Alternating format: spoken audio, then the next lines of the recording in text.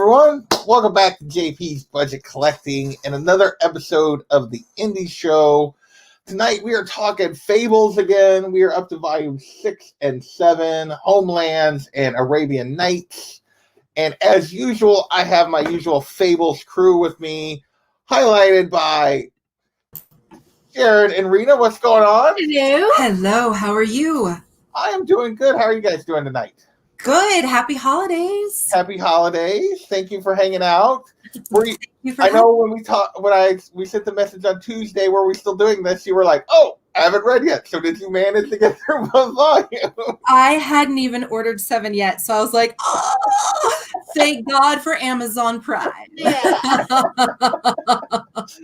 Well, good. I'm glad you guys were able to get it and get through these. I also joining us tonight, we have the unruliest of simians. What's going on, my friend? Peace, love. It's Friday Eve. Let's do this. Yeah, nice. And then we have another person, John. What's going on, John? A love-hate relationship between John and JP, I swear. It's gonna make a wonderful, every 2 weeks having to hang out with him. Yes, because you don't return any of that. Not at all. No. It's nothing but love for me. Yes, I know. Nothing but. So, all right. Well, before we dig into volume 6 and 7 of Fables, I'm going to shout out this chat real quick, and then we will start hanging out. We had Unruly was hanging out early. Some burning block about 99 who's got this big time 1,000 sub channel that super important guy is in here. Thank you for joining us.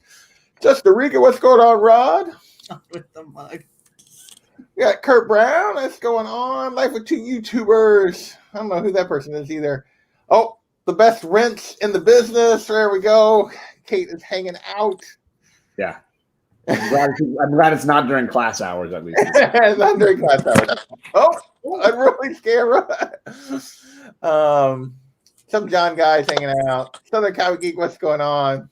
So yeah, I want to thank everybody for hanging out for another episode of the Indie Show, which is really just about me talking about the books I'm reading with my friends. So, come on, that's the best part of comic book YouTube. Oh, I know, exactly. So, we got Kachung and Delphia are in the house. Thank you. So yeah, if I remember correctly, when we left Fables, Sharon was not happy with the last volume. So, she had turned. She was like, "Fables sucks." Based on the last volume, We will still forever love the first trade. But I love John and I love you, and really I'm sorry that I'm so boo on Fables. But you know what?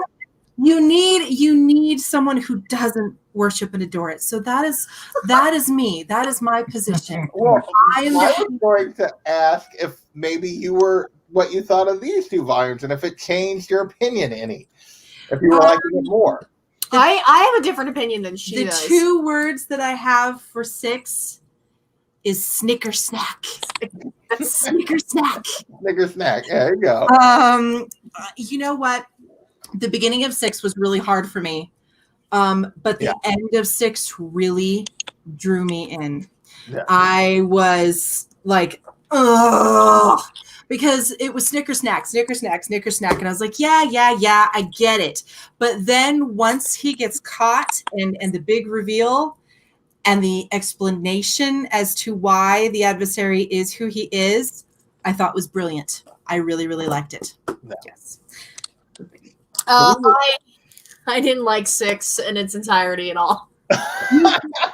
Rena did not like it. Even the adversary part? No, I hated all of it. Really? Yeah, that's why I had a different opinion than yours. I did not expect that. Go ahead, Rena.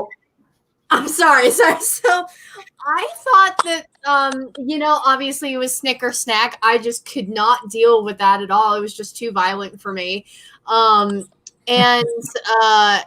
the whole scene with the adversary at the ending, I liked how they built it up, but brilliant. I thought that the interactions between Boy Blue and the adversary was so bizarre.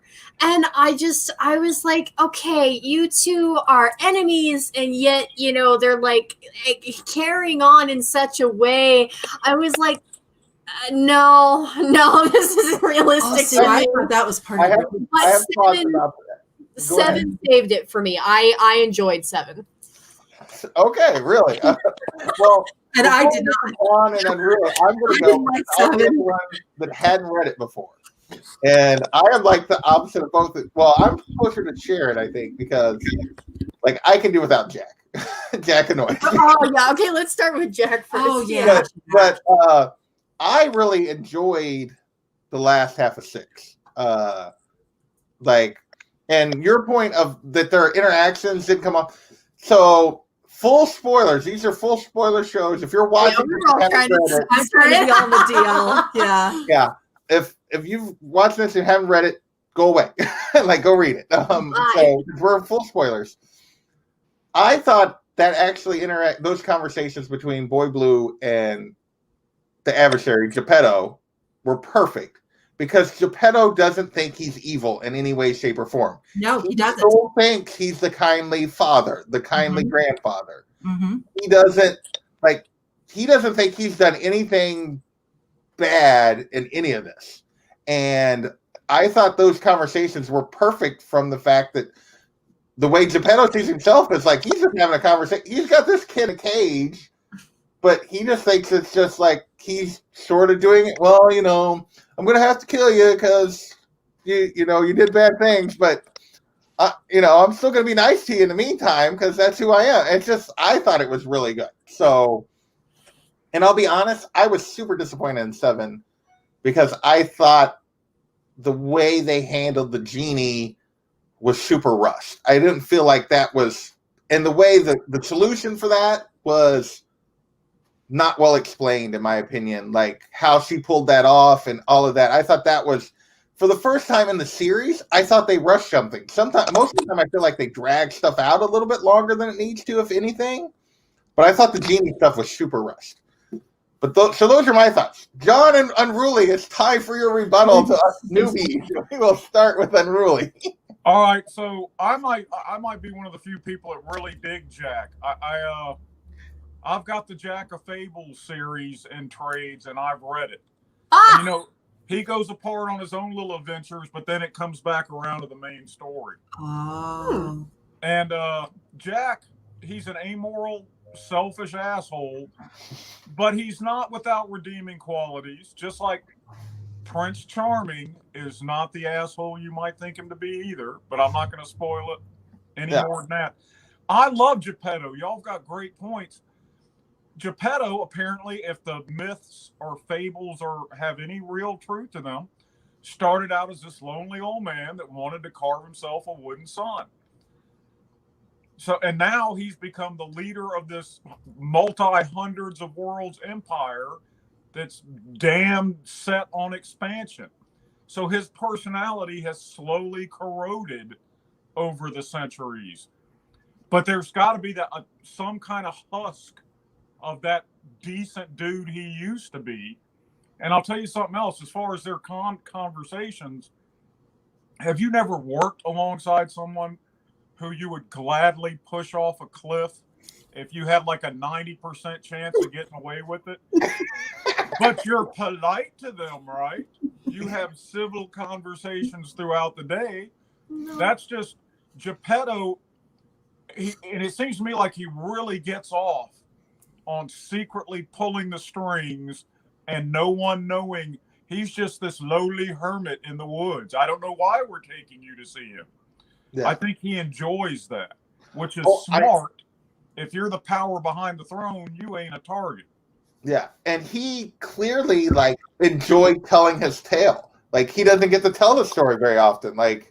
Because nobody knows. He's this thing, and he's like, he wants to hear my story, and there's no chance of it going any further because I'm going to kill him. Yeah, I'll tell him my story. And what about you, John? What are your thoughts about these 2 volumes? And we'll dig into some more detail on some of these. I will say, quickly, I loved all the comments. You guys are amazing. The diversity in this discussion is part of what I think makes Fables so wonderful is it is as the book is as multifaceted as there are the fables. You know, I mean, there are so many stories. You read one that you might love, and you read one that you might not connect with. You read one that completely touches you. You read one that horrifies you and mortifies you. I think the universe of fables like Grimm's and Hans Christian Andersen and if you throw them all in, is a wonderful melting pot, and that's what the comic is in a lot of ways. I will say I don't like Jack. I'm not a big fan, but I can read each storyline, I think, as it was intended in for me at least. The way I feel like it's intended is like these little snapshots, right? And the era and when this came out, it reminds me a ton of movies like Swimming with Sharks with Kevin Spacey, which is about Hollywood, or Shortcuts. The Jack storyline is like straight out of a movie about Hollywood. And it's a wonderful like snap. So I can enjoy it for what it is, but at the same time be like, okay, Jack, I get it. Like you're driving me crazy, man. And he does absolutely drive me crazy. But at the same time, I can also flip and enjoy the Boy Blue storyline for what it's supposed to be, which is an almost homage to Tolkien and like a violent adventure story. And it's straight out of a fantasy novel. And there's violence and swordplay and camaraderie and danger and all those elements. And or something like Storybook Love, which was the second volume, which I really adore, which has this kind of unusual romance quality to it. And I think all of those things happen, and sometimes even simultaneously. But what I think I like the most is that it's like a mini series where when you get this character's story, it has this sort of genre or theme to it. And then that one ends and the next one begins, and they're all going to be unique and have different notes they play in the symphony. Yeah. The thing for me that I appreciated about the Jack story was that if he hadn't have been such a jerk, he would have gotten away with everything because he set everything up perfectly. He had all of his pawns in place. He did a really good job, but he was such a jerk that his house of cards all crumbled on him. And, it was like, well, Jack, despite all your planning and all of your good chess moves, you reap what you sow. Yeah, yeah. So I rather enjoyed watching him go down, at the end. And there was a little moral there. Well, kids, don't be a jerk. Like, I will say that part is like, I thought it was well told. I love that Jill took him, like, his being mean to Jill is what took him down, and like, because he had it pulled off. But Jack as a character is just like, really, like, I don't know. It's one of those things that, like, sometimes, like, I can acknowledge something is good, but if I have nobody to root for, I have nobody to root for during that section. There's nobody I like care if he has success or if he fails. I'm just like, okay, it's Jack. I want to move on. But that's where I'm perverse. I'm rooting for Jack. I want him to pull off these shenanigans. And you find out something in his series that doesn't really have any bearing on the main tale at all. He's not actually Jack of the stories. He's how do you pronounce it? Usurper? Mm-hmm. It's very interesting. I mean, if nothing else, that's worth reading that miniseries for. So he's not Jack and the Beanstalk. He basically is a con man from the beginning, then. It's more complicated than that. Okay. And it's happened so long ago in the past that he's forgotten about it. Oh, wow. Okay. Interesting. So still don't know that I'll read that. I will say I read, I think, like 5 or 6 issues of Jack of Fables, and a few of, obviously there was a big crossover Fables event that included both books kind of coming together at one point. I think it was, way down the line, volume 16, 18, somewhere down there. And I read those issues as well. And I think one of the things I liked the most of this next run from here through until that point is that, hey, they pulled Jack out. You don't have to deal with Jack for a while. Like he got his own book. He's got his own book. You don't have to deal with him. You don't like him, he's around. So anything else we want to talk about? So I figure we'll just kind of go through there because there's like 4 different sections of these 2 volumes. So anything else we want to talk about Jack before we move on to Snicker Snack? And just I mean, I guess for me, having the Jack part, it was almost like a little bit of levity before. John, you're killing me. Before, before the heaviness of finding out who the adversary is, even though you've had your suspicions as to who he is, and just the dark journey that Boy Blue has to take. So it was kind of like hey, Jack, you're a jerk. You got what you deserved before you go into this really heavy journey that Boy Blue takes. So that's kind of what I took away from the Jack part.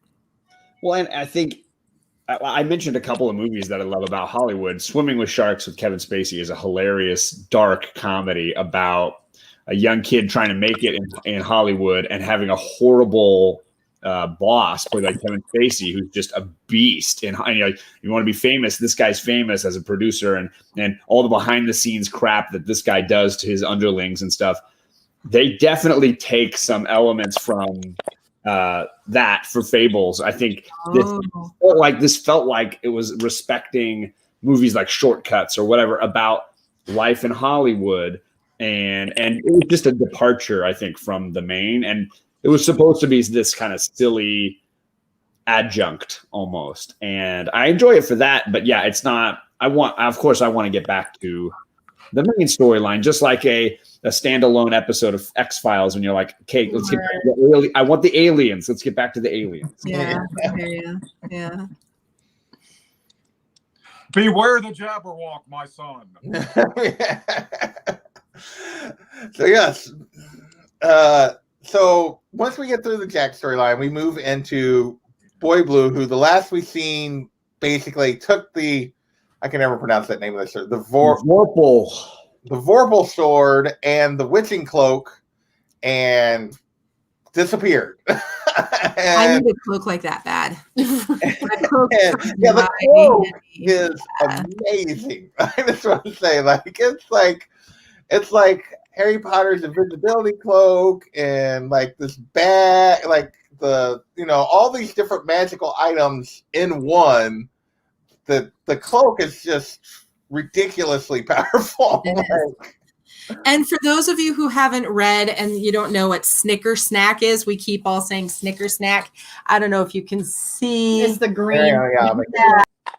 Basically, wrong button. Snicker Snack is every time he beheads someone. So there's lots of Snicker snacking going on. Yeah. Lots of Snicker snacking going on. Yeah, And now there's Rena, I joked that your mom might need a Snicker snack. She's getting a little hangry. We might need to give her a Snicker. Yeah, every time I hear Snicker Snack, I'm like, that makes me just want to go out and get a candy bar. Why would that even make that sound? Why but was isn't that the sound in the original poem? Isn't that the sound the sword makes when he holds the Jabberwock? Snicker Snack. Yeah. Okay. That's where that comes from. That's what I thought. I couldn't remember for sure, but that was what I thought. So that's why it makes that sound every time he kills somebody. Is that's the sound from the story that the sword makes. So what do we think of just his quest and this mission and how he goes about it, which I think is really interesting, is he doesn't go rush to face the adversary. He's just working his way around the kingdom. And at first you don't really understand why. We get that reveal in 7 as to why he takes the path he does. But what do we think about his journey, despite all the violence, which I don't think Sharon and Rita liked very much? But what do we think about his journey? And Ruli, what do you think about Boy Blue's journey through all these lands to get to the adversary? I think Boy Blue was having just a little bit too much fun, to be honest. But I mean, hey, with the Vorpal blade all by itself, it wouldn't have been enough to get him there, but that's a badass piece of weaponry. All you got to do is swing it and somebody's head's gone. But like you were saying, the cloak is, remember what he says at the end? He goes, shit, with the, if I'd have known the capabilities of the cloak, we wouldn't have lost to the adversary to begin with. I could have won that battle by myself, I think. Yeah. So yeah, dude, it's like every little boy's greatest dream is to have that kind of adventure. I'd love to have a cloak that could make me invisible and tote all the shit I want, you know? Yeah, and it allows him to turn into like animals and change his form, and like he turns it. He like gets some. He has mouse people help him. He turns into a mouse and walks with them, and there's like all these like. He's definitely having too much fun. Sort of. He's like finally on a, you know. It's interesting. You hear him talk about it later, like that he didn't really want it, but you could tell he kind of had missed having this sort of adventure. Like he claims later to fly that he doesn't want any more adventure, but he kind of like had a good time. John, what were you going to say? I don't know. Who knows? I will say, I remember when we were reading the first or second volume or something, and there was a lot of discussion around why there's all the side characters and they don't really seem important. And Simeon was saying, you know, they get their moment. You know, they get their moment in the sun, and this was obviously one of the first big ones for Boy Blue. And I think a little bit of what we saw in that Remembrance Day issue, where he's looking back to that last stand in the Fable world and what it meant to him to lose so many friends and how hard it was. You get to see a little bit of that. I think it was less about having fun. It was more about putting a wrong right. You know, he's going back to, you know, he feels like he abandoned his friends at that fight. You know, I think he feels like he left a lot of people behind to die for him. And this was his chance to risk himself to set that right in some way. So in a way, he felt like, yeah, I think he felt like I should have died then, and I've been living on borrowed time. So if I die on this trip, I don't care. Like I've been on borrowed time. And if I survive this, then I'll at least feel like I earned a life outside of this. And I just love Boy Blue. I think he's amazing. And I think because of what he's been through, the life and death stuff doesn't bother him or worry him as much. I think he just wants it to have, I think he's more worried about everything having meaning, right? Like if he's going to die, it's going to be worth something. It's going to mean something. And so the bigger rules of you shouldn't have stolen the cape and you shouldn't have stolen the sword, it's like, nah, that doesn't mean as much as what I'm going to accomplish using those tools. And so I think JP's comment at the beginning is totally spot on. Of these two trades, the Boy Blue storyline is my absolute favorite. And I think obviously it's horribly violent, but it's also like beautifully rendered. I mean, I could just look at the dragon sequence 1,000 times. That's a great sequence, actually. Absolutely enamored with every single panel. I love that there's no boxes on any of it. Yeah. That it's all just like interwoven. I feel like this is Smaug the dragon from Tolkien. Right. Yeah. I love all these pieces. I love the conversations he gets into with the dragon. I mean, this, and then again, the art style changes constantly. Yeah. So then you get into these bits with the various knights, and you get these strict hard borders, and everything is a rectangle. And you know, he visits all the art style is almost like stained glass or something. I mean, it's just one. It feels like each portion of his journey is its own fable. And so sorry. I don't mean you don't need to hold it on me or whatever. But I just return to art. I like it. Yeah. So I am completely enamored with all of it, and his journey it feels like several fables wound together. And of course, then the sit down with the adversary, I really dig it because it's like it's not about the big battle. It's about opposing viewpoints. And they sit and they have a conversation like Magneto and Xavier in X-Men. I love it when Xavier and Magneto sit down and they're not just trying to kill each other because they're realizing I agree with some of your points and I disagree with some of your other points. And they sit down and have a conversation about what's going on. And he can't, it's the one time that amazing sword can't do anything he wants. Just clang, right? Yeah. And that moment, that conversation is hugely impactful and will come up again in volume 8 at some point. Yeah, that's a great point, John. This is maybe one of the 2 or 3 best series for melding super solid writing with consistent good art.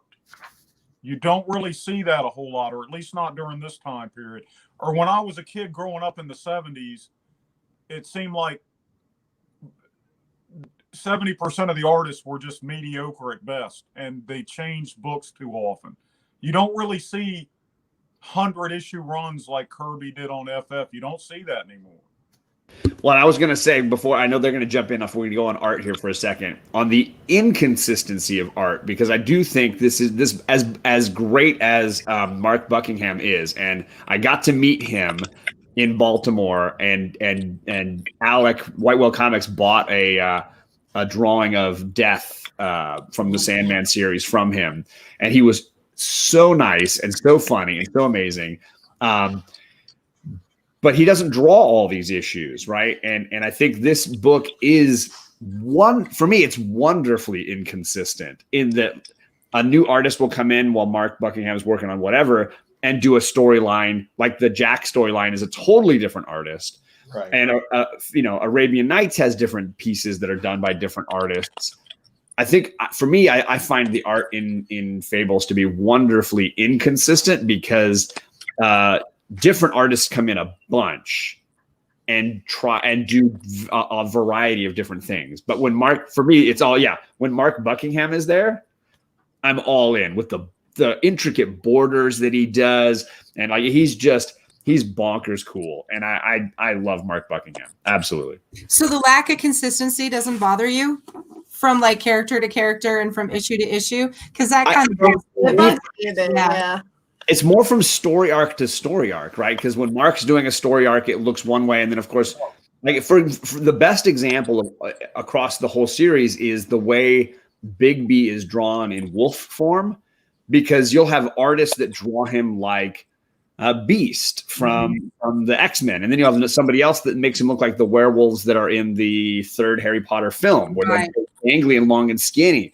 And other people make him look like a big fluffy dog you just want to like lay down with by the fire. And I dig all of it because it fits within the story that chapter is telling. And for me, it makes me feel like Bigby is very inconsistent in the way he forms as a wolf, because as his dad will tell you, he never had a proper training in what he's doing.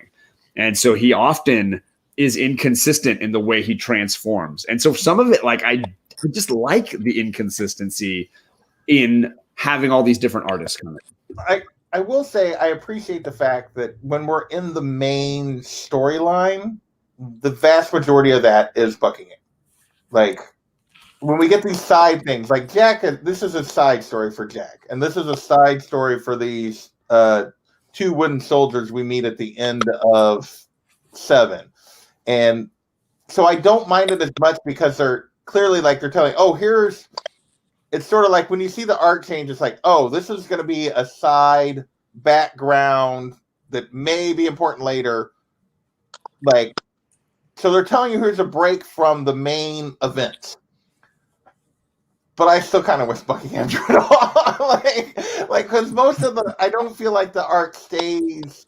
Like the art can change and still be of equal quality, and I feel like at times the other art suffers a little bit. So like I don't mind it like as much as they do, clearly, but like I do think at times it's like I wish Buckingham was still drawing this part. So, but I get how they're using it, and I do appreciate that you don't get that they do it this way instead of just getting in the middle of Boy Blue's arc, you just lose Buckingham for an issue and you get an issue that looks odd. That they're actually doing it like, okay, we know he's not going to be able to draw all of these. We're going to give somebody else this story arc that's kind of a side thing. And I do appreciate that they do it that way instead of we're in the middle of like the first chapter with him and Geppetto, and then the second part of it's a completely different artist. That I would not like at all. Any other thoughts on the art from anybody before I want to dig into a little more with this Boy Blue in his adventure in Geppetto and the adversary and all this kind of stuff. Any art stuff, Unruly? Yeah, I've always thought that how Bigby appears different is like maybe it's how different people perceive him. Maybe he manifests himself as to however you think a werewolf would look like. So I imagine in the 50s he would have been all Michael Landon, all right? No. Nice. So, in addition to the adversary, I feel like we get introduced to another big bad that's going to be important during Blue's story. I don't know, but I feel like the Snow Queen is A going little to be important, and it's clearly like super powerful. Like, I don't know what John's laughing at now, but somebody said something in the chat. No, Rena just said she's a little OP, and I thought that was funny. He is a little. I think that's pretty accurate, actually. Like, so what do we, Rena? I'm going to ask Rena and Sharon. What do you guys think of the Snow Queen? Do you want to go first? No, you go ahead. Yeah. I actually had a slight I chose OP, especially because you have Boy Blue and you follow Boy Blue's journey through the kingdom against, the kingdom's most ferocious warriors, and he's just slayed one right after another. He gets all the way up to the freaking king, who is the size of a building, beats him, and then the queen just throws her hand out and Boy Blue falls. And it's like, what? Yeah. And she's able to get him out of the cloak. Yeah. And fight all of the enchantments, all the protective enchantments that he had to get him out of the cloak. So, yeah, I mean, she is obviously she and Geppetto are working in tandem together because, at his behest, she goes and she murders thousands of people. Yeah. So, Well, because they can't let it get out that the king is not the king. Yeah. So I was like, how? He's done all this for so many chapters, and all it takes is for her to wave her hand, and that's it. And you're like, I mean, like, I understand, like, JP, you know how you were saying, like, it bothered you with the genie bit, like, how you feel like they rushed it? Like, I understand why they had to do that so that, obviously Boy Blue could talk to Geppetto. But really? They spent this entire time building him up, and then that's how he falls. And it's so here's my thing, though. I think, unlike with the genie bit, I feel like that's actually really good storytelling in the fact that, like, you see her, everyone's super intimidated by her, and you see how powerful he is, and you think they're setting up, oh, we're going to get this great battle, and she just goes, nope. Like, and I think it sets her up as, like, next to Geppetto as the big bad of the series at this point. Like, she is potentially the most powerful person they're going to have to deal with. And, like, even more so in some ways, potentially, at this point, Unruly's shaking it in. No spoilers, Unruly! No. JP's like, all right, my entire theory just went out the window. But I think it's really, like, powerful that they've set him up as, in this cloak, with the sword, he's basically unstoppable. And then they give you a villain that's like, no, he's not. And I think that was, to me, that was a powerful, like, it was so easy for her, was a powerful turn in what was going on. For me, that was, but I could see where it's like, it is super quick because this is like, oh, and he doesn't really try to fight her. He just tries to run. Like, it's like he knows. He's like, I got to just get out of here. Like, what he's dealing with. John, go ahead. What are your thoughts? I'm not disagreeing with your theory at all. She is a big bad. But that old adage, no matter how big and bad you are, there's always somebody bigger and badder. And that gets proven more than once as this story goes along. Yeah. What about you, John? What are your thoughts on the Snow Queen and what little bit we get here? Obviously, you know more than we do, but there's never one lead character, and there's never one or hero, and there's never one lead villain in the Fables world, because again, it is as multifaceted as the Fable stories where they come from in general. So as much as I love a good Bigby Wolf storyline and I want to see him front and center every issue, I know that there are a ton of heroes and they all need their moments to shine. And as much as I love Geppetto and his twisted view of the world, there are a bunch of villains that need to have their moments as well. And so for me, like I love the Lion, Witch, and the Wardrobe universe. And when she first showed up in the first issue I read with her appearing, I was just like, what? This is so cool. I love seeing the Snow Queen use her powers, because I felt like in The Lion, the Witch, and the Wardrobe, you see the universe she created, but you don't get to see her throw down. You don't get to see her use her magic. You just see what her magic has created. And I liked that that they were giving her a moment to shine. And you see her set this trap. She sets an elaborate trap where she wants to allow people close to the Emperor, and she wants to allow the viewing, and then take her little back seat and let everybody have their drama in front of the king until she feels like, wait, there's something wrong here. And she can pick up on the magic that's afoul in the seating room or the viewing room.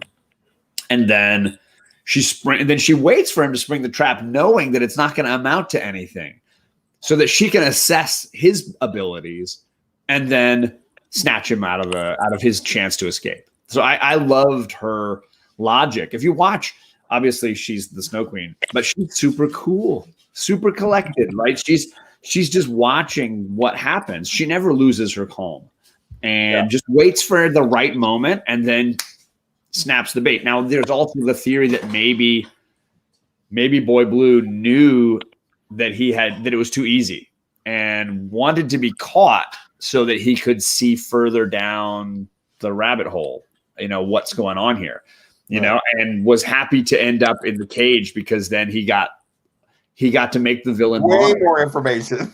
If you look at the way he is in the cage, he is drawing information out of Geppetto. He's making the villain monologue so that he can get more info.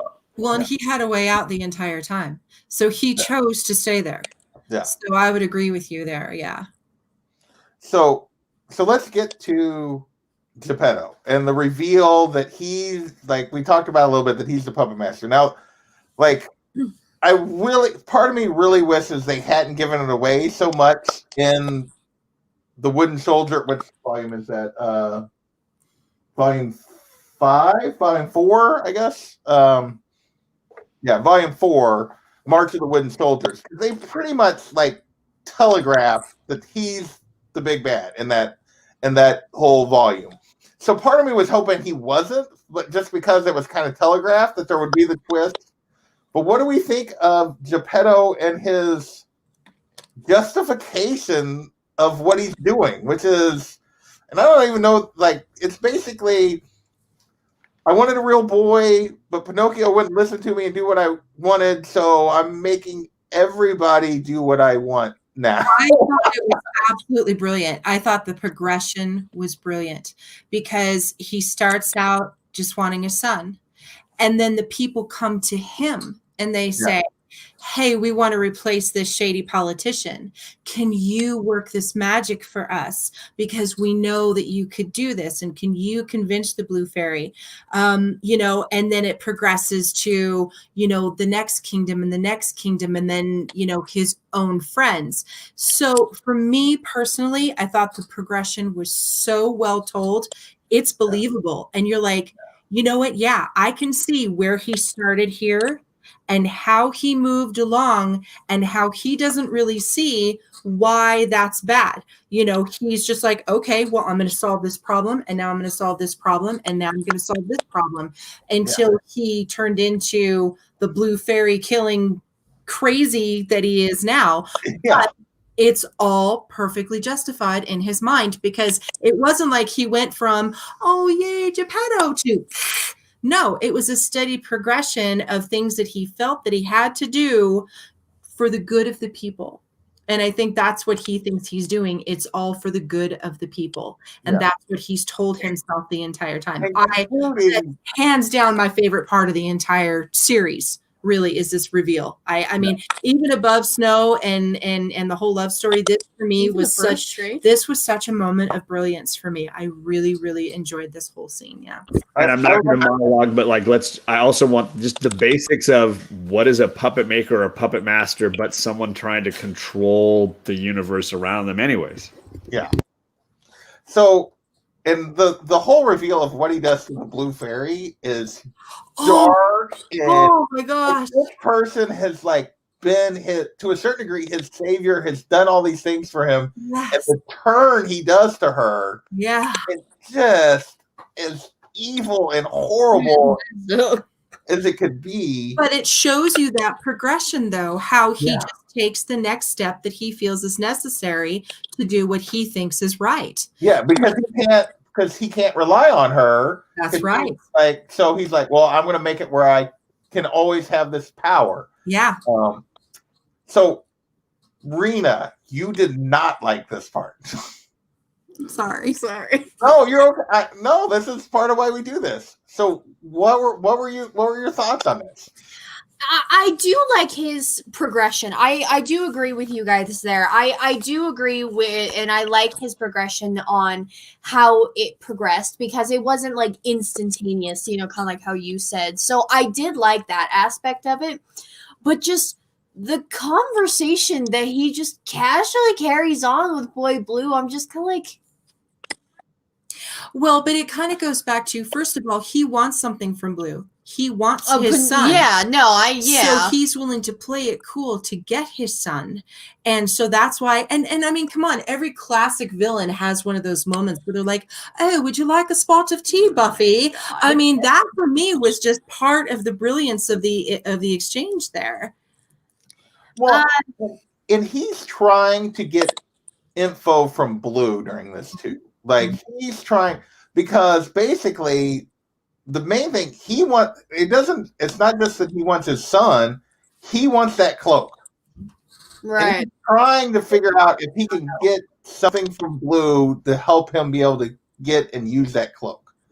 And so he's sort of playing it out to see if Blue makes a mistake, I think also. And at least in my mind, and a lot of that conversation is about the two of them probing each other for information.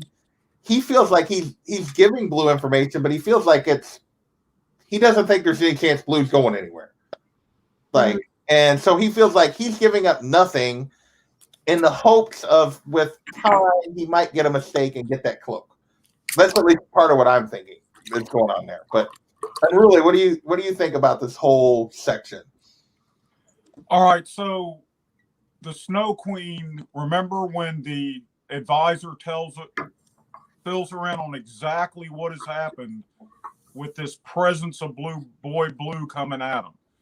And she's calmly, she's like, yeah, I think I got this handled. That's confidence. I think Geppetto's had his own way for so long, he's overconfident. He's been pulling the strings on everybody for so long, he really doesn't think that anything can touch him.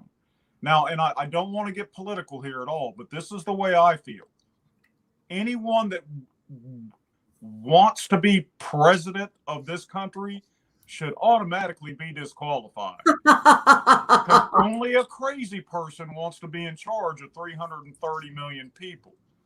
Now, he's in charge of hundreds of worlds and trillions probably of people. And so it's never mind to Geppetto, oh, a few thousand die here and there. That's scary. And that is evil. And That kind of thing chills me. I don't want to be in charge of me. I can barely handle telling me what to do, much less decide what's right for large groups in the abstract. So yeah, at the end there, when Boy Blue makes his escape and you see Geppetto's real face and who Yes. he become Good and how story. he thinks. And that, absolute power corrupts absolutely, right? Yes. Yeah. Yeah. Like he's been the kindly old man the entire time until you get that panel after Blue gets away. And like he goes from the whole other time, even when he's talking about that he's going to kill him and everything else, like that his time's come to an end, he's still got that kindly old man kind of look and conversation until he doesn't get his way. And there's definitely a huge turn there that you see what he's really become at this point. Well, and I think that's why Pinocchio is so torn, because Pinocchio still sees him as his dad. So he's like, well, yeah, I mean, yeah, you're in a cage and that sucks, bro, but that's my dad, So you kind of feel sorry for Pinocchio because, even though he's been kind of a brat this entire time and he may have kind of nudged Geppetto down this path, it's still his dad, Okay, so anything else we want to talk about in Homelands? I know we spent most of the time on this. Before we talk a little bit, at least, about Arabian Nights. Well, I mean, one thing that we skipped over was the fact that you see Mowgli, and that he's going to find Big B. I thought that was well done.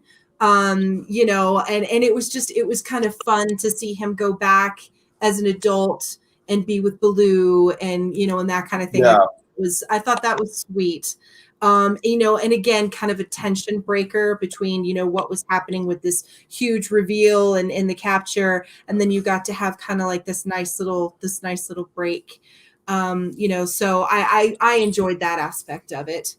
And there was something, and then John, Trusty John, where they find out about him. Yeah. And that he's a spy. That was kind of sad because you realize, that it probably wasn't actually his king. That was probably Geppetto with a replacement king tricking him into being a spy. Yeah. So I thought that was kind of a bummer because you could tell that he was so deeply and genuinely upset. So, I mean, even though that wasn't part of the huge story, I still found that part sad, Yeah. Also depressing. Yeah, that's the thing. That's the thing is this, Rena and I were discussing this morning. Everybody gets the shaft in these stories. There is no, yay, this person got, something great. I mean, because even in 7, where they're setting up for Beauty and the Beast to have the fall, I mean, you're just like, dang it. Can't anybody just be happy for an episode? Just one episode? Hope it's romantic here. What can I say? You have read some of these original fables, right? You do know that Happily Ever After is not a part of these, right? Maybe a long time ago. So let's move into Volume 7. What do we think of the introduction of the Arabian fables of Sinbad and his crew to this? John, what do you think about these characters? I mean, I think the Fable Town is a melting pot, much like early America was a melting pot, and I think you see when you get cultural exposure beyond the simple world you might grow up in, I think you obviously have a ton that happens. And I think it becomes this wonderful, I think they reference chess a bunch. It's this wonderful chess game, right? Between the mayor and Sinbad and watching all the advisors around trying to help them win. And I think it's a beautifully laid out kind of storyline that has a ton going on that we don't see behind the scenes. And I think that's probably the frustration of feeling like the ending was kind of just quickly rushed. But I feel like the truth is we're just not seeing what Frau Totenkinder is always doing, the machinations that she's always doing behind the scenes. She's always like 2 steps ahead, just like when she killed or seemed to kill the original Red Riding Hood fake. Baba Yaga. Yeah. Right. When Baba Yaga came, like everybody was like, she's floating through town on a bed and she's like slaying everybody. And we're like, what could possibly happen? And then like there's Frau Totenkinder blasting her with some lightning and laying her to waste. And it's like, we didn't see the prep that Frau had done in advance, and we're not seeing it here either. The traps that she's laying, but she's really good at reading the landscape in advance and setting a couple things in motion that might push the scales in her favor. And I'm going to go into this point because, like, my problem with that is I don't have a problem with, like, because she's clearly thinking ahead because she knows the djinn is there. She's like trying to get them prepped for this, but she's like pursuing all these other options, like, and then like that, by going to Mr. North and all this kind of stuff that could potentially deal with the genie. And then even like after it's released and they're all like in scramble mode, like I don't know. I just feel like it's weird that like it's not till the very end that it's like, oh yeah, and I already like manipulated his words, so the wishes are what I want them to be, and not like, wait, what? Well, then why were they all in the uproar that like we only have a couple of hours and all this kind of stuff? If she already had controlled the wishes, it just felt weird, and like the way they handled that felt weird to me. I guess, like, well, it's sort of like the old Scotty and Captain Kirk, Scotty's not going to let Kirk know, oh my God, Captain, I have no idea if I can pull this off. And he drinks a cup of coffee because he's already got the problem fixed, Yeah. She doesn't want to reveal her full capabilities. And remember her name. What is her name? Child killer. Freaking, she doesn't, she hadn't gotten as crafty and as old as she is by putting it all out there for the world to see. It's like John said, she's always thinking several steps ahead, and she just exudes this air of calm, quiet competence. She might very well be my favorite character in the whole damn series. Wow. But I was really partial to the witches in the Discworld series by Pratchett. They were whenever they showed up in any of the books, I was like, yeah, I loved it. All right, you guys keep talking about her. I'll be right back. Sorry. All right.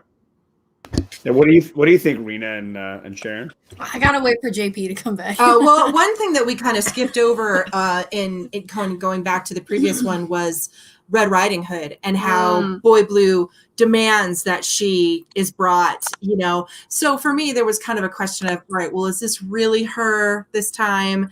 And then bringing her into 7, how she's not interested in Boy Blue at all. She seems to be interested in Flycatcher, right? Isn't that his name? I thought that was kind of an interesting side arc that they had going on there with him. But they had a lot of interesting little side arcs in 7. Even though 7 isn't that long, there was a lot of little things sprinkled in there. So why do you have to? Oh, okay. Well, JP's back. So okay, now you can let him have it there. Sorry, I just needed a second. I mean, I was just going to say that I had actually disagreed with his point on how he feels like it all got rushed with the genie. I actually thought that was played out beautifully. 7 redeemed 6 for me. So,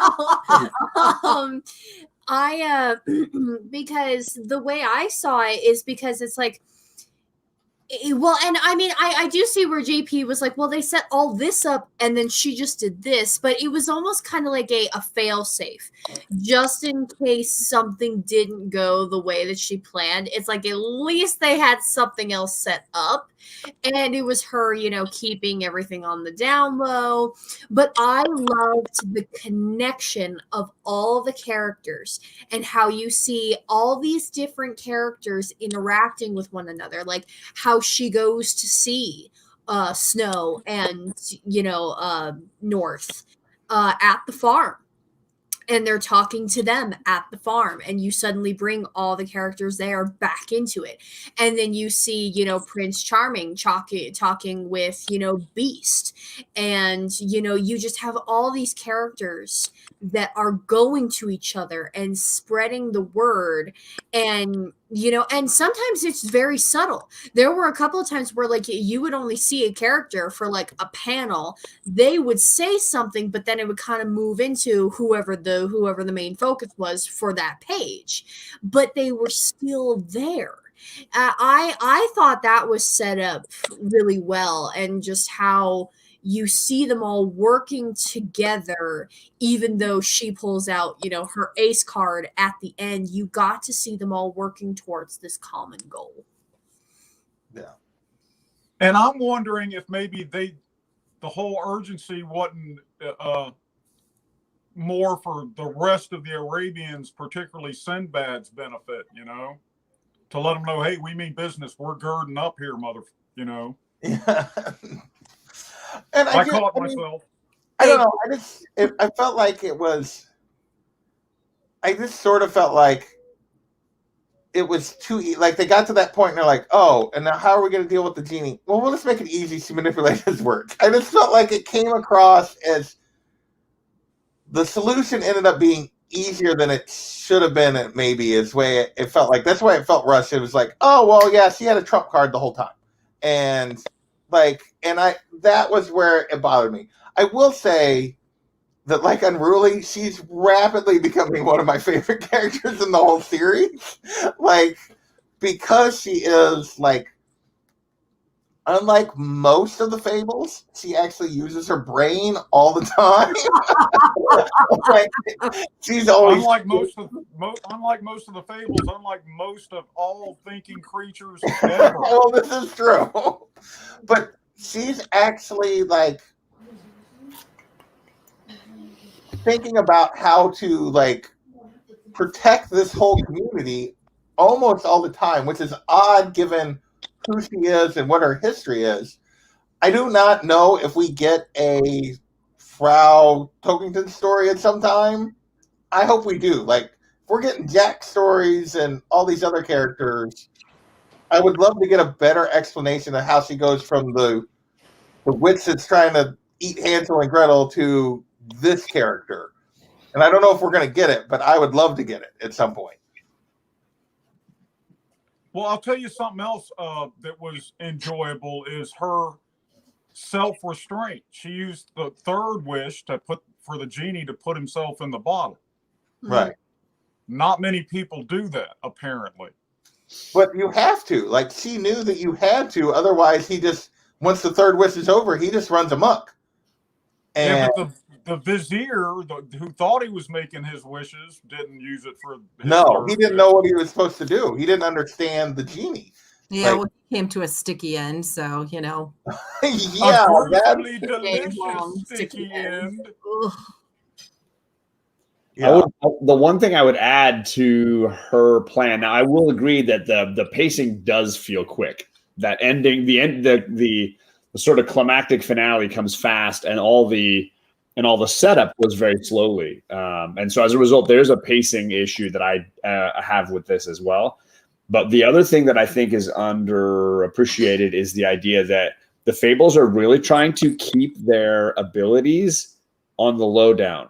So that they're not like letting people know, hey, we can do this, or hey, we can do that. Like, they're trying to be very sly about what they're able to do. And so Frau is probably there's a big part of her that doesn't want everybody to be aware that, like, she's got this in hand and what she can accomplish. She's trying to keep her cards as close to her chest as possible so that nobody knows the extent of her abilities. Because the more things that are out in the world, the more adversaries that will have that information. So she's being very subtle. Certainly, yeah, she's got, like, maybe this is a backup plan, or, just in case this doesn't go down the way I think. But also she's trying to, not let everybody, even Charming or anybody, know what she's capable of. And the fewer people in the loop on what she's got planned, I think the more chances of success she's got. Well, I would think really only Bigby would be the one who would be Well, really. especially- I doubt he even knows everything she's capable of. He does know a lot though, because they even had that scene. What was it? At the end of 4, where they had Baba Yaga. Baba Yaga all strung up, and you had her and Bigby both Mhm. there, and you kind of got the impression that they're the only two that knew she was alive. Right. And I think they're still the only two that know she's alive, because Right. she does not share that with Beast. Like, or she has not, that we've seen shared it with Beast. Right. Yeah. Because he's always like, "Where do you go?" And she's like, "Oh, here and there." You Yeah. know? Yeah. So yeah, and there was some stuff in there that I just thought was superfluous, like the whole Prince Charming kiss with Beauty. Didn't care. You know, But I feel like actually, in some ways, that's like Charming is not one of my favorite characters either. But like, I feel like that's just on brand for him. Like, they just sort of like, you got to remind you who he actually is, because they spend most of these books, now that he's mayor, he's actually like trying to do stuff poorly, but he's trying to do stuff for others, that they had to like throw that in of like, no, he's going to do something completely for himself because that's who he is. now that's a valid point. I guess I had to. I love the conversation between him and Blue in the cell, when Blue's like pulling out all this stuff, and then Charming's like, "Oh, I feel so bad. I wasn't able to get you completely off, like, because we got to keep this a secret that you did all this. Like, I feel so bad. And why did I become mayor?" And it's like, "Oh, woe is me." And Blue's just like, "Shut up." Yeah, that was actually beautiful. If anything, that made Blue go up like 3 notches because he told him to shut up. Like, because he's not having it. Think about it. I mean, Blue was working for Snow, so he saw the way it should be run. Yeah. So I don't think he has any more patience for Prince Charming than anybody else really does. So, you know, I think they're all just kind of biding their time until he gives up and slinks off, you know? Yeah. Yeah, but listen, y'all sleeping on Prince Charming now. He is not 100% he's actually trying. No, I would agree with that. And he does care about the community.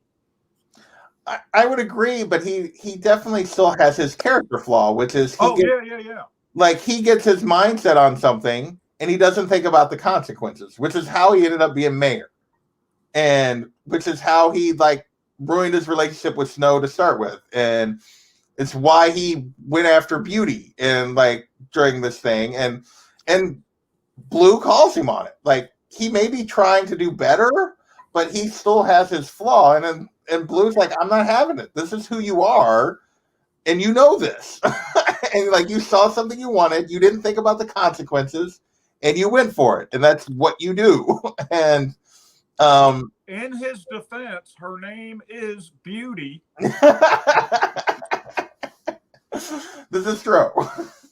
I did like how, you know, I mean, even though she does give him the kiss, which was really stupid on her part, I mean, I like how she says, "I love my husband, and, you know, this is not going to happen," you know? So I appreciated her stance there, you know, where she acknowledges that he has this power over women, but she's like, no, this isn't somewhere that I want to go, you know? So I thought, I mean, she resists, and not many, obviously, just based on who he is, not many women do or have ever.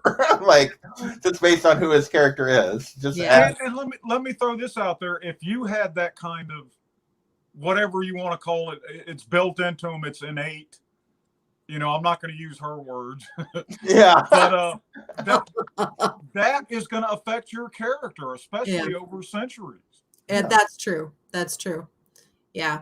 I mean, think of any rock star, you know, movie star, you know, you would have that kind of, you know, that kind of allure for the ladies. So I also really, one of the things that's underrated about this 7th volume is just the infusion of, we mentioned the Arabian fairy tales and a lot of that sort of Middle Eastern culture and things, but you get the infusion of the Kipling universe as well. You start to see a lot of that, obviously Mowgli, but then like Bagheera and that whole unit. We had a little glimpse of Shere Khan as a big part of the Animal Farm storyline, but that is going to expand and evolve, and some of that Kipling. I love the inclusion of Kipling as a fable. You know, the idea of the Kipling world of Jungle Book as being a fable, and that sort of, you know, you got India and Asia and Africa and the Middle East, all of this kind of non-European fairy tales, right? Getting outside of the box, because I think sometimes it's a very narrow view of what is a fairy tale or what is a fable. Right. I mean, you're getting some more modern fairy tales in here, like the Snow Queen, Mowgli. These are not,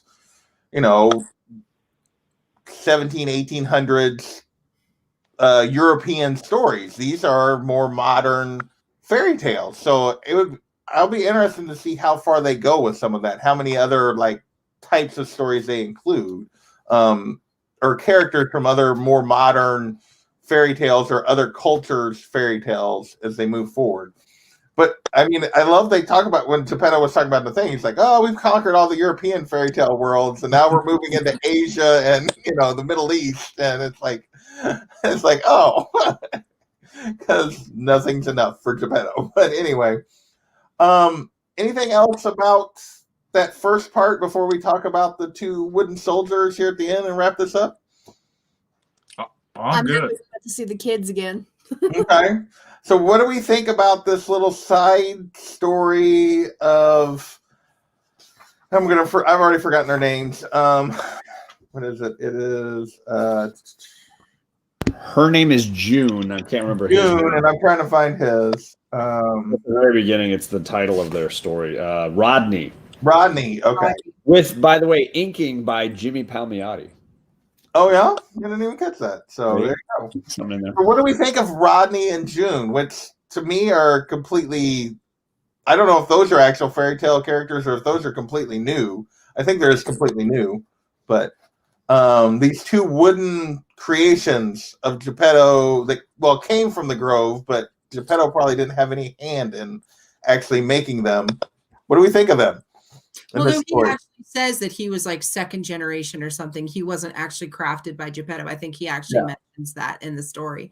I thought it was sweet and sad, especially how they manipulate their love for each other and turn them into spies, and just how devastated she is to know that he has to go out and do the things that he has to go do. Just for the price of their love. I thought it was sad. It's a very the Americans vibe going on in this thing. It's turning up a little bit. Like I don't know if you guys have seen that show or not, but like you should watch it. It's really good. But it's very much, which is these people that are basically living this life, but they're also spies and have to answer to these other outside forces. And they basically take these two wooden soldiers that have fallen in love with each other, which it also gives some depth to these creations of Geppetto that I don't even know if Geppetto fully understands. Mm-hmm. Like these are more than just automatons, that they're actually, they weren't even crafted by him. I mean, since he's a second generation, he's just created from the wood, but the fact that they are, like people, and he's just sending them out to be slaughtered, He's already outsourcing to another country to make his product, right? Yeah, he can't carve all the soldiers they need, so he has other people carve them, and and they basically these two wooden creations fall in love, and they get to him and they ask to be turned real, and he does, but there's a price, and the price is they have to become basically his spies on Fabletown. And it's a powerful thing at the end that her talking about she liked it better when she couldn't cry, and like she didn't have these emotions and feelings. I mean, I don't know how important they're going to be, but I did think it was for what appears to be a very side story, it was interesting, even though I was like, let's get back to the main tale also at the same time. So, Unruly, any other thoughts on these guys before we kind of wrap this up? No, y'all covered it. John, that was interesting. I didn't catch that was Paul Miotti that inked it. That's the lightest touch I've ever seen by him.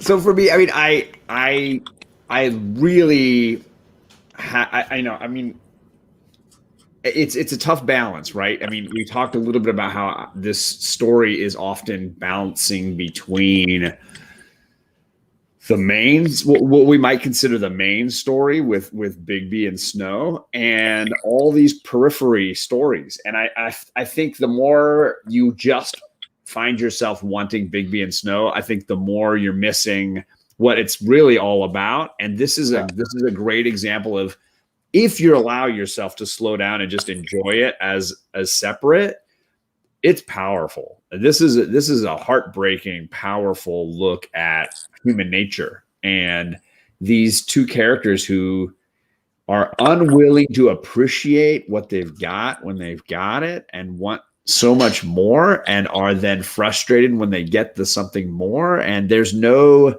that there's no feeling of appreciation for any phase that they're in. It's always a desire for something completely different, which is so human. I was just going to say, you just basically described human nature in a nutshell. They're not human. And they're not. And they're not human, which it's just the beauty of the whole thing. And on top of all of that, they're stopping down in this powerful story in the issue 40s somewhere to make you appreciate and like the wooden soldiers. Like, what a wonderfully difficult task, and how beautifully rendered it is. I mean, the last time we saw wooden soldiers in mass, we were like, they were obnoxious, they were violent, they were rude, and we were like, we don't like any of these guys. And then they put two of them in love, and it's a powerful flip to the narrative.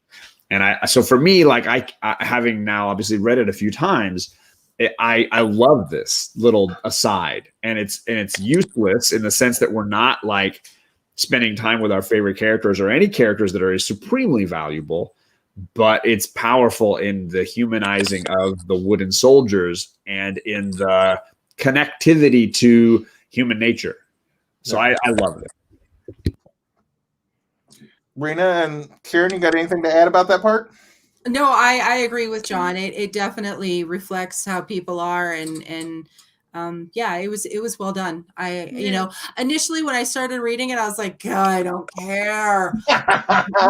But you get sucked into the story, and you want to know, does he get the girl? And then he gets the girl, and does he get the wish? And he gets the wish. So yeah, I mean, for me, it drew me right in, just like the Geppetto and Blue thing at the beginning of the book. I was like, God, but you get sucked into their little web, and you can't help but enjoy what's happening. So I have to say that I'm starting to like the series a lot more. I hate to say it, but yeah. You liked it from the beginning, and so you liked it. No, then you dropped off. I like the first one, and it kind of, but because I did not enjoy the last two, as you guys know, I was sneering for the big time. You liked the first three, and then you didn't like the last two, and then you're liking these two. Okay, so where are you? Well, that was going to be my next question: is where is everybody? Obviously, we know John and Unruly love this whole series, but where are you guys at? So, Rita, where are you at on this? Because, like, on the series as a whole, these 7, where we're at in this story. I'm still invested enough to where I want to know what happens next with all the characters and such. I struggled through like 4 through 6, and I was just like, man, this is, they're taking in so many directions. There's so much going on. It's getting dark. But this coming from you? What? Yeah, I'm the editor on her new book, and let me just tell you, okay, like her character Demo, who yes, yeah, and you're saying this is spoilers. It's emotional, not dark. Jeez.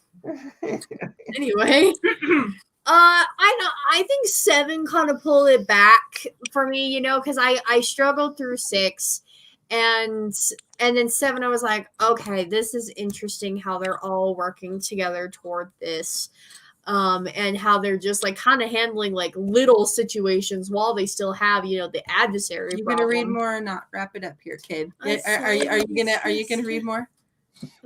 Yes. Yes. And I would say before we went live, I think I mentioned like you should definitely at least read 8 because I know that you're both big fans of Bigby and Snow and that relationship. And volume 8 is titled Wolves, and it's a wonderful look at that relationship. Because they've kind of disappeared for these 2 volumes at least. They were not. Snow makes a brief appearance. And then at one point we get like a silhouette of Bigby or something. Yeah. And that's it. As far as issue 50 was a giant size publication. I mean, it's a huge volume. Like that one issue was very, very. I mean, I can't remember how many like pages it fills in this trade, but issue 50 was a spectacular, giant size issue. And I think it's almost half of this trade is just issue 50. Wow. And it is a huge part of the Bigby Snow storyline. So if nothing else, you'll feel like you got some elements of resolution, despite the fact that we're only about a third of the way through this tome of Fables. Yeah, at least you should have that element of finality in some ways. Nice. Well, I think I have definitely. I think Gore put earlier that like I've slowly like come around on. I'll be honest, like the only volume I really didn't like was volume 1. Like and slowly, like, and I felt like that was the one I did not like. Volume 2 was better. Volume 3 kind of had me hooked. 4 I really enjoyed. 5 I thought was a little inconsistent. This one I really enjoyed 6. Despite Jack being in 6, I really enjoyed volume 6. You enjoyed the end of 6. Yeah, I enjoyed the last 2/3 of 6. 7 was a little bit of a lull for me, but I'm still like I'm hooked. I appreciate the fact that they're continuing to like set up all the players, that they're giving some of the other characters time. But yeah, I'm looking forward to 8 and Wolves because I want to know where Bigby went and what's going on. And so because Frau might be climbing the list, but Bigby's still my favorite character in the series. So it's like Frau and Blue Boy have like moved well into the top part of the list, but Bigby's still my guy. So anything you guys want to plug before we get out of here that you got coming up? I know Unruly makes like 8 or 9 videos a week. What do you got, Unruly? Oh, wait. No, that's John, I think. But what do you got, Unruly? Well, let me show this off real quick. Bueller got his own variant, and mine arrived in the mail today. Nice. It's an Aftershock series, and it looks pretty cool. Very cool. Zombies and stand-up comedy together. Knock them dead. Nice. How can you go wrong? Yeah. So, John, what of your 37 shows are you going to pitch tonight? Honestly, I don't have a whole lot between now and after Christmas. I've got tomorrow. I'm on the Hero and the Kid Friday night show. And then Saturday night, I've got my Kirk Douglas retrospective because we lost an actor that I truly admired. I think as a human and as a talented actor and producer.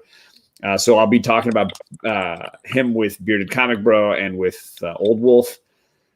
And then Monday we got the premiere of season 3 of Comic Gories. Awesome. And then I'm off for like a week after that. So that's really all I've got between now and then. But yeah, so tomorrow I'm on Hero and the Kid. I'll be filling in for Fire Guy Ryan because he's making I might try to con them into letting me do that on a regular basis because Fire Guy has to do stuff for the Comic Con mail call. So he misses some weeks. And so I might just step in from time to time. And then, Kirk Douglas on Saturday night because I could talk Paths of Glory and Stanley Kubrick's early great movies all night long, and I probably will. So, Kamagores, are we full?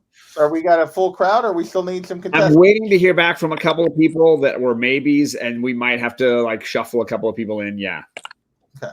So, because I know that Soldier and Fuchsia have a busy schedule, and they were trying to figure out to make it work. But so I might need to replace them, and they might push to a further later on show. Later on show. Nice. All right. Well, Sharon, Rena, what you guys got coming up? Other than, I know there's something on somebody's channel, 24 hours of something coming up. All right, let's plug Cade real quick here.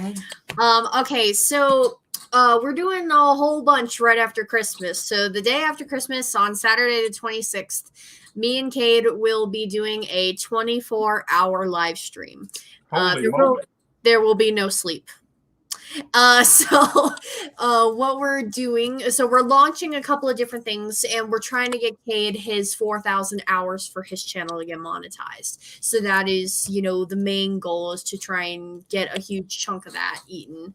But he's going to be launching his new show, which he's calling Burning Trivia. Where I don't think he's decided how consistent he's going to have the show be on yet, but he wants people to come on, and then he's going to quiz them and see who can get the right answer, and there'll be like prizes and stuff like that. Nice. I know that we're also Gray Man will probably also be on the 24-hour live stream because we're never on at the same time he is. He's always in bed by now. So and I know me and Kate are just going to play a bunch of games, probably pre-record some videos. It's just going to be a whole lot of fun. Nice. So, there'll be guests. There'll be prizes. It will be awesome. Be there or be square. Yeah. Also, guys, don't forget, we're still running our raffle. Almost killed the mug. Okay. Yes, the mugs that we've been plugging all night. Yes. So just as gosh, that mug just looks so good in your hand. I'm just saying. Look at it. So nice. So any purchase, whether it's a mug or someone actually purchased a sticker while we were live, someone purchased a sticker. Oh, so I missed that. Yeah, I want to know who purchased a sticker. Yeah, you guys got to tell me if you get something off of Redbubble because I have no way to track It doesn't notify us who it is. So you have to let us know. Whoever got the original shower curtain, message me. If you want this. Yeah, this is the grand prize if you enter the raffle. And Unruly can attest to the fact that it's in good condition, can't you? Oh, yes. Yes. So, and of course there's other prizes. I know this is the prize that everybody wants. But you can win, everybody's shirts. like, yeah, I don't want a shirt. I don't want a mug. I want that big book. But there's still good prizes. So, but any purchase gets you entered, but you only have 7 more days. It only lasts until Christmas. And remember, as John has discovered, if you AOK someone else, you get entered and they get entered. And if you AOK multiple people, you get entered multiple times. So John is the only one who has figured out the secret formula so far. So it's kind of looking pretty good in his direction. So yeah, don't forget, guys. Enter, support my starving artist. All right. Well, definitely go do that. And where do we need to go to buy something? www.renaBrownAuthor.com. Yeah. There you go. So, obviously, I'll be on Kamagores with John on Monday for the first time of being the co-host. I am nervous as all get out. That I don't F it up. But you're gonna rock it. I'll just let John talk all the time, so which is normal. I do the look back on Saturday. Yeah. The other thing, just because of situation, I'm going to be on my own on Christmas this year, which is no big deal. I'm seeing family before and after, so don't be like. But I know, given the pandemic and everything else, there are going to be others that are alone, maybe that not. So I'm thinking about doing a Christmas Eve live stream hangout Nobody is obligated to come hang out with us, but if you're bored and alone and want to hang out with some community on Christmas Eve, I am going to do a live stream and we'll talk about whatever. Cool.